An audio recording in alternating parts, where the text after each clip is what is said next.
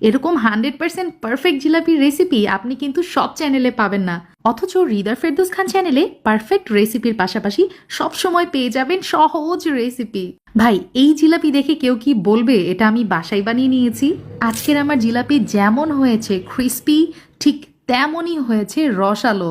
আপনি যদি আমার recipe A to Z follow করেন, ইনশাল্লাহ আপনিও আমার মতো 100% পারফেক্ট রেজাল্ট পাবেন। তো আর পেঁচাল পারবো না, চলুন আমার কিচেনে আমার সাথে রেসিপিটা শুরু করছি।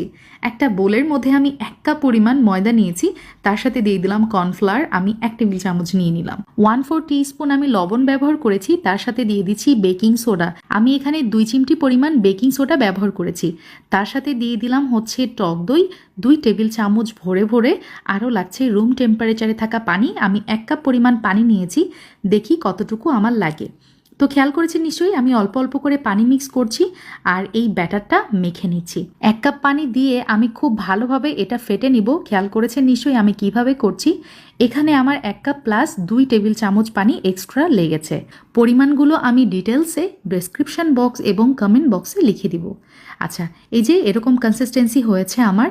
এখন আমি একটা দুধের প্যাকেটের মধ্যে এই হাফ ব্যাটারের অংশটুকু ঢেলে নিচ্ছি এবং আরেকটা আমি সসের বোতলের মধ্যে ঢেলে নিচ্ছি। আপনারা চাইলে এখানে কিন্তু প্লাস্টিকের বোতলও ব্যবহার করতে পারেন, সেই ক্ষেত্রে বোতলের ক্যাপ ছিদ্র করে নিতে হবে।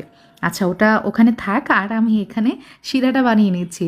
একটা পাতিলের মধ্যে 1/2 কাপ দিয়েছি পানি, আর তার সাথে 1.5 কাপ ব্যবহার করেছি চিনি। 1.5 কাপ মানে 1 কাপ প্লাস 1/2 কাপ চিনি, তার সাথে 2টা এলাচ আর সামান্য একটু ফুড কালার ব্যবহার করেছি।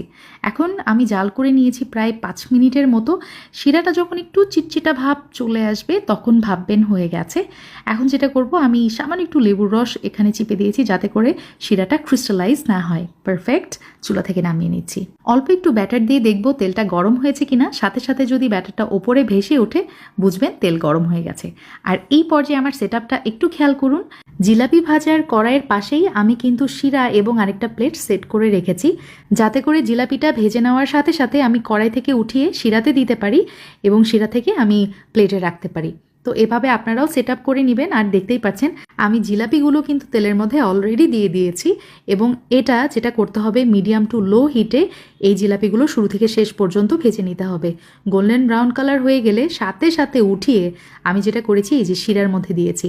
গরম জিলাপিগুলো শিরার মধ্যে ডুবিয়ে রাখতে হবে 30 সেকেন্ড থেকে 1 মিনিট।